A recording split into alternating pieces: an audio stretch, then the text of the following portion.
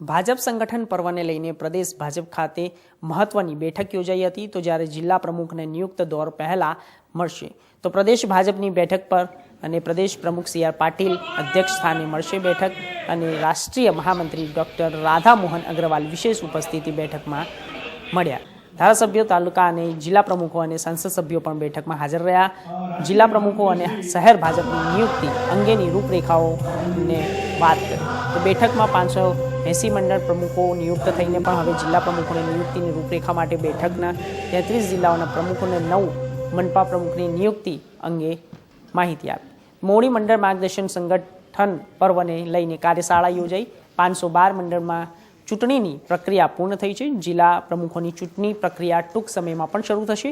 તો આવતીકાલે દિલ્હી ખાતે એક બેઠક પણ મળશે જેમાં માર્ગદર્શન અનુસાર આગળની પ્રક્રિયા કરવામાં આવશે। તો પ્રદેશ પ્રમુખ સી આર પાટીલના અધ્યક્ષ સ્થાને માર્ગદર્શન અપાયું હતું। જિલ્લા પ્રમુખો માટે 60 વર્ષથી વધુની ઉંમરના હોય એ પ્રકારની વાત છે। તો આવતીકાલથી દિલ્હી બેઠક બાદ ધારાધોરણ નક્કી કરવામાં આવશે। थोड़ा आम रहे तो थोड़ा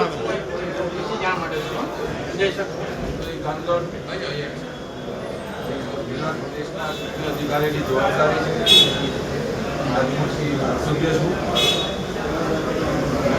आज संबोधन पर्व माटे 2024 संबोधन पर्व चाली गયું એના માટેની અધિકારી